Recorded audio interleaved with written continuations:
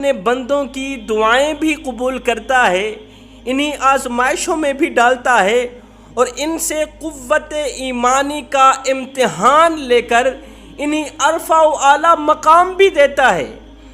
تمام انبیاء علیہم السلام اپنی اپنی شان و بندگی میں یکتا اور بے مثال ہیں۔ انبیاء علیہم السلام کے سلسلے میں حضرت سیدنا ابراہیم علیہ السلام کی داستان بہت ہی دلچسپ اور قابل رشک ہے۔ حضرت ابراہیم علیہ السلام کی زندگی کی جو داستان ہے، جو کہانی ہے، دوسری کہانیوں میں سے، دوسرے تمام واقعات میں سے، دوسری تمام داستانوں میں سے قابل رشک ہے۔ حضرت ابراہیم علیہ السلام نے اللہ کے نام پر جو بیٹے کو قربان کیا، بیٹے کی قربانی دی، یہ بہت بڑی آزمائش تھی حضرت ابراہیم علیہ السلام پر۔ حضرت ابراہیم علیہ السلام اس آزمائش پر پورا اترے اور صبر و استقامت کے ساتھ صبر کا دامن مضبوطی سے پکڑ کر اس امتحان میں کامیاب ہوئے۔ حضرت ابراہیم علیہ السلام اللہ تعالیٰ کے جلیل القدر پیغمبر تھے، جد الانبیاء تھے۔ اس سے بڑی اور کون سی بات ہو سکتی ہے کہ حضرت ابراہیم علیہ السلام میرے اور آپ کے آقا و مولا جناب حضرت محمد مصطفیٰ صلی اللہ علیہ وسلم کے جد امجد تھے۔ وہ نبی جو نبیوں کا نبی، وہ نبی جو نبیوں کا امام، جو رسولوں کا سردار، اس نبی کے جد امجد حضرت ابراہیم علیہ السلام کا کتنا عرفہ و اعلیٰ مقام ہوگا۔ حضرت ابراہیم علیہ السلام کو اللہ تعالیٰ نے سب کچھ سے نواز رکھا تھا، بہت کچھ عطا کر رکھا تھا، مقام، مرتبہ، دولت، مال، سب کچھ عطا کیا ہوا تھا، لیکن ایک اولاد نہیں تھی۔ ایک لمحے کے لیے آپ سوچیں، انسان کے پاس مال ہو، دولت ہو، پیسہ ہو، نام ہو، شہرت ہو، سب کچھ ہو، ایک اولاد نہ ہو تو انسان اولاد کی کمی کتنی محسوس کرتا ہے۔ ہر وقت یہی سوچتا رہتا ہے، یا اللہ تو نے مجھے سب کچھ عطا کیا، کاش کہ تو مجھے ایک بیٹا بھی عطا کر دیتا، کاش کہ تو مجھے ایک بیٹی بھی عطا کر دیتا، تیرے خزانے میں کوئی کمی تو نہیں ہے میرے مالک۔ حضرت ابراہیم علیہ السلام کو اللہ تعالیٰ نے مال سے نوازا، شہرت سے نوازا، دولت سے نوازا، ہر ایک نعمت سے نوازا۔ حضرت ابراہیم علیہ السلام کو اولاد سے نہیں نوازا تھا۔ عمر کے دوسرے حصے میں جا کر، بڑھاپے میں جا کر حضرت ابراہیم علیہ السلام کو اولاد کی کمی کا احساس ہوا، اولاد کی کمی محسوس ہونے لگی۔ حضرت ابراہیم علیہ السلام نے ایک دن بیٹھے بیٹھے اللہ کی بارگاہ میں التجا کی، یا باری تعالیٰ میں تیرا بندہ ہوں، تو اپنے بندے کی دعا قبول فرما، مجھے نیک صالح پاک باز بیٹا عطا فرما۔ جیسے ہی اللہ کے نبی کے منہ سے دعا نکلی، اللہ تعالیٰ نے دعائے ابراہیمی کو شرف قبولیت عطا کیا۔ فوراً ہی حضرت ابراہیم علیہ السلام کی یہ دعا قبول ہوئی۔ اللہ تعالیٰ نے ابراہیم کے گھر امید کی کرن روشن فرمائی۔ اسی سال حضرت ابراہیم علیہ السلام کو اللہ تعالیٰ نے ایک بیٹا عطا کیا جس کا نام اسماعیل علیہ السلام رکھا گیا۔ اسماعیل علیہ السلام آج چھوٹے کل بڑے، جب حضرت اسماعیل کی عمر 13 برس کی ہوئی، 13 سال کی ہوئی، حضرت اسماعیل علیہ السلام جب باپ کا سہارا بننے لگے، باپ کا آسرا بننے لگے، بوڑھے باپ کی خدمت کرنے لگے، بوڑھے باپ کی نوکری کرنے لگے، تو حضرت ابراہیم علیہ السلام بھی اپنے اکلوتے بیٹے سے بے پناہ محبت کرنے لگے۔ اس بے پناہ محبت کو دیکھ کر اللہ تعالیٰ نے خواب کی دنیا میں فرمایا، اے میرے ابراہیم، تو جس چیز سے بہت زیادہ محبت کرتا ہے، جو چیز تجھے بہت زیادہ محبوب ہے، اس چیز کو میرے نام پہ قربان کر۔ جو چیز تجھے بہت زیادہ محبوب ہے، بس میں چاہتا ہوں اسی چیز کو میں رب کے نام پہ قربان کر۔ صبح ہوئی، حضرت ابراہیم علیہ السلام نے اپنے اکلوتے بیٹے حضرت اسماعیل علیہ السلام کو بلایا۔ وہ اسماعیل جس سے حضرت ابراہیم بے پناہ محبت کرتے ہیں، بے پناہ پیار کرتے ہیں، وہ بیٹا جو آج آسرا بنا ہوا ہے، جو سہارا بنا ہوا ہے، جو خوب خدمت کرتا ہے، باپ کی نوکری کرتا ہے۔ قرآن مجید فرقان حمید اس بات کا شاہد ہے کہ باپ نے اپنے بیٹے کو بلایا، بیٹا ادھر آؤ۔ بیٹا آ گیا، جی ابا حضور۔ باپ فرمانے لگے، بیٹے میں نے خواب کی دنیا میں تجھے اپنے ہاتھوں اللہ کے نام پہ ذبح کرتے دیکھا ہے، خواب کی دنیا میں تجھے اللہ کے نام پہ قربان کرتے دیکھا ہے، اور یہی میرے رب کا حکم، یہ جو ہے میرے رب کا حکم ہے۔ میرا اللہ چاہتا ہے جو چیز مجھے سب سے زیادہ محبوب ہے میں اس چیز کو اللہ کے نام پہ قربان کروں اور چھرے کے ساتھ ذبح کروں۔ بیٹا میرا اللہ تیری قربانی چاہتا ہے، میرا اللہ چاہتا ہے کہ میں اپنے پیارے بیٹے حضرت اسماعیل علیہ السلام کی گردن پہ اللہ کی رضا کے لیے چھرا رکھوں، بیٹے کو قربان کر کے اپنے رب کو راضی کروں۔ بیٹا تجھے بلانے کا مقصد یہ تھا، یہ بتاؤ اس میں تیری رائے کیا ہے، تیرا مشورہ کیا ہے؟ میں تیری رائے اور مشورہ لینا چاہتا ہوں۔ یہ سنتے ہی حضرت اسماعیل علیہ السلام 13 سال کی عمر ہے، اسماعیل علیہ السلام آج گزار ہوئے، ابا حضور اگر یہ میرے اللہ کا حکم ہے، اگر یہ میرے رب کا حکم ہے تو جلدی کریں، آپ دیر مت کریں، اس کام میں دیر نہیں کرنی چاہیے۔ ابا حضور اٹھائیں چھرا، ابھی اور اسی وقت مجھے اللہ کے نام پہ قربان کر دیں، مجھے ذبح کر دیں۔ ابا یہ ایک جان کیا ہے، اس طرح کی ہزاروں جانیں ہوں میرے رب کے نام پہ قربان۔ ابا حضور ہم تو پیدا بھی اس کے نام پہ قربان ہونے کے لیے ہوئے تھے، میں اپنی رائے کو، اپنے مشورے کو، اپنی رضا کو اپنے رب کی رضا پہ قربان کرتا ہوں۔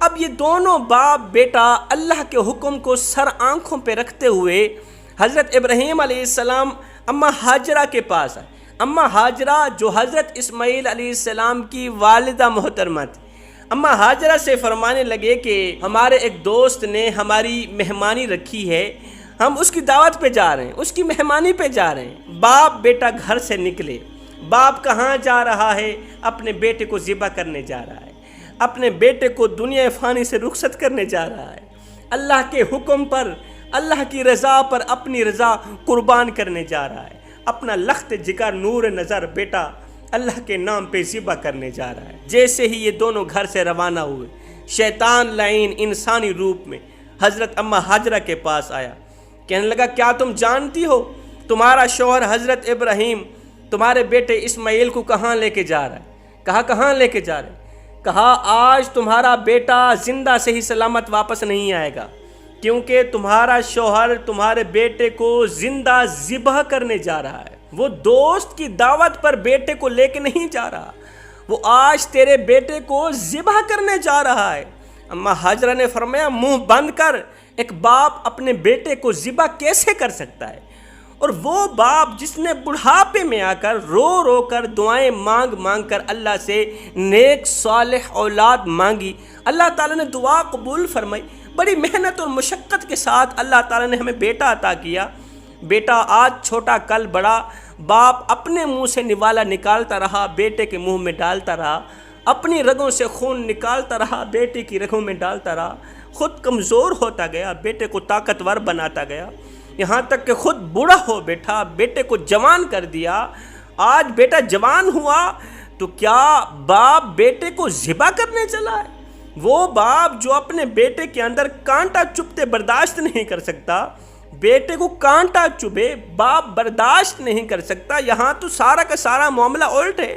باپ اپنے بیٹے کو ذبح کیسے کر سکتا ہے؟ ایک باپ اپنے اکلوتے بیٹے کی گردن پر چھرا کیسے پھیر سکتا ہے؟ اب شیطان کے منہ سے بے ساختہ نکل گیا کہ یہ سب کچھ اللہ کے حکم سے ہو رہا ہے۔ شیطان کے منہ سے بے ساختہ جملہ نکل گیا کہ یہ سب کچھ اللہ کی رضا کے لیے ہو رہا ہے، یہ سب کچھ اللہ چاہ رہا ہے۔ یہ سنتے ہی فوراً حضرت اماں ہاجرہ نے فرمایا اگر رب نے حکم دیا ہے، اگر اللہ نے حکم دیا ہے اور تو درمیان میں خلل ڈال رہا ہے، مجھے لگتا ہے کہ تو شیطان ہے، شیطان ہی یہ کام کر سکتا ہے، اللہ کا بندہ یہ کام ہرگز نہیں کر سکتا۔ حضرت اماں ہاجرہ نے فرمایا او شیطان تیرا ستیہ ناس ہو، دونوں کانوں سے سنتا چلا جا، یہ تو ایک اسماعیل ہے، یہ تو ایک بیٹا ہے، اس طرح کے ہزاروں اسماعیل اگر میری گود میں پڑے ہوں تو ہزاروں اسماعیل اپنے رب کے نام پہ قربان ہوں، میں ہزاروں اسماعیل کو اپنے اللہ کی الف پہ قربان کرتی ہوں۔ یہ تو ایک اسماعیل ہے نا۔ او شیطان تیرا ستیہ ناش ہو، ہم تو اپنے رب سے صرف محبت نہیں کرتے، محبت کے ساتھ ساتھ ہم تو مودت بھی کرتے ہیں۔ مودت جس طرح مچھلی کو پانی کے ساتھ مودت ہوتی ہے، مچھلی پانی کے بغیر زندہ نہیں رہ سکتی، مچھلی پانی کے بغیر زندہ نہیں رہ سکتی، اس لیے کہ مچھلی کو پانی کے ساتھ مودت ہے۔ فرمایا جس طرح مچھلی کا پانی کے بغیر رہنا محال ہے، اسی طرح ابراہیم علیہ السلام کا اپنے رب کے بغیر رہنا محال ہے، رب کے عشق کے بغیر، رب کی رضا کے بغیر جینا محال ہے۔ ہم تو سب کچھ اللہ کے نام پہ قربان کرنے کے لیے تیار بیٹھے ہیں۔ ادھر سے حضرت سیدنا ابراہیم علیہ السلام نے حضرت اسماعیل علیہ السلام کی گردن پر چھری رکھی، اسماعیل علیہ السلام کو اوندھا لٹایا۔ جیسے اسماعیل بیٹے کو اوندھا لٹایا، نیچے سے بیٹا بول پڑا، ابا حضور جاتے جاتے میں ایک دو باتیں آپ سے شیئر کرنا چاہتا ہوں۔ ابا حضور اس طرح کریں، میرے اوپر چھرا پھیرنے سے پہلے، میری گردن پہ چھرا رکھنے سے پہلے، مجھے قربان کرنے سے پہلے اپنی آنکھوں پہ پٹی ڈال دیں، کہیں ایسا نہ ہو۔ باپ کے جذبات ہیں نا، باپ کی محبت ہے نا، آپ بھی باپ ہیں، مجھے دعاؤں سے اللہ سے مانگا، پھر اپنے منہ سے نوالا نکالتے رہے، میرے منہ میں ڈالتے رہے۔ بیٹا اپنے باپ کو سبق دے رہا ہے، ابا حضور آپ اپنی رگوں سے خون نکالتے رہے، بیٹی کی رگوں میں ڈالتے رہے، خود کمزور ہو بیٹھے مجھے طاقتور بنا دیا، خود بوڑھے ہو بیٹھے مجھے جوان کر دیا۔ آج میں جوان ہوا، بیٹے کو چھوٹا سا کانٹا چبھے باپ برداشت نہیں کر پاتا، یہاں تو سارا کا سارا معاملہ الٹ ہے۔ ایک باپ اپنے بیٹے کی گردن پر چھری رکھ کے اسے ذبح کر رہا ہے اللہ کی رضا کے لیے، ابا حضور اپنی آنکھوں پہ پٹی ڈال دینا، کہیں ایسا نہ ہو باپ کے جذبات، باپ کی محبت اللہ کے حکم کے درمیان حائل نہ ہو جائیں، دیوار کھڑی نہ کر دیں، اللہ کے حکم کے درمیان دخل اندازی نہ کر دیں۔ ابا حضور مجھے قربان کرنے سے پہلے اپنی آنکھوں پہ پٹی ڈال دو نا۔ ابا حضور حضرت ابراہیم علیہ السلام نے بیٹے کی بات مانتے ہوئے اپنی آنکھوں پہ پٹی ڈال دی۔ اب حضرت ابراہیم علیہ السلام نے چھرا اٹھایا، بیٹے کو ذبح کرنے لگے، تھوڑی دیر کے لیے سوچنے لگے، پتہ نہیں کیا سوچنے لگے، اتنے میں بیٹا پھر سے بولا، ابا حضور جلدی کرو، مجھے اللہ کے نام پہ قربان کرو، جلدی کرو، میری گردن پہ چھرا پھیر دو، قیامت تک کے آنے والے والدین کو سبق دو کہ جب اللہ کا حکم آ جائے پھر مال کیا، دولت کیا، اپنی اولاد کی پرواہ بھی نہ کرنا، پھر اپنی اولاد کو بھی اللہ کے نام پہ قربان کر دینا، اپنا سب کچھ تن من دھن اللہ کے نام پہ قربان کر دینا۔ قصہ مختصر جوانوں، حضرت ابراہیم علیہ السلام حضرت اسماعیل علیہ السلام کی گردن پہ چھری چلاتے ہیں، ایک دم جنت سے آواز آتی ہے، اے ابراہیم تو نے اپنا خواب سچا کر دکھایا۔ ایک دم جنت سے آواز آتی، او میرے ابراہیم تو نے اپنا خواب سچا کر دکھایا۔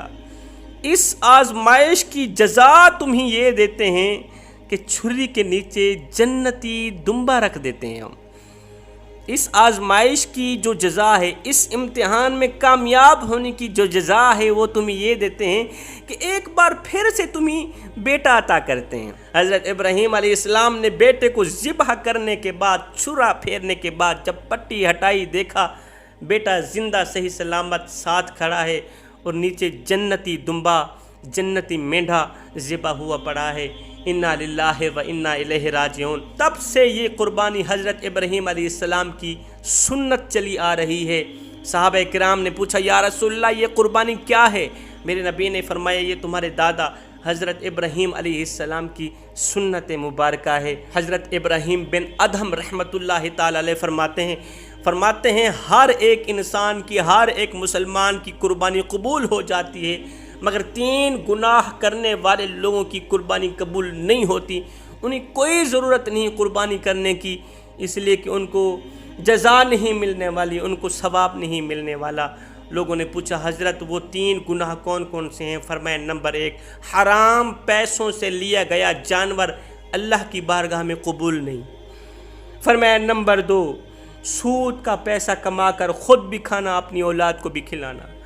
فرمایا نمبر 3، اللہ کے ساتھ کسی کو شریک ٹھہرانا۔ یہ 3 ایسے خطرناک گناہ ہیں، انسان جب تک توبہ نہیں کرتا تب تک کسی بھی نیکی کی جزا نہیں ملتی، قربانی کی جزا نہیں ملے گی، ثواب نہیں ملے گا۔ اگر تم چاہتے ہو کہ تمہاری قربانی قبول ہو، ان 3 گناہوں سے جلد از جلد توبہ کر لینا۔ آمین ثم آمین، وما علینا الا البلاغ المبین۔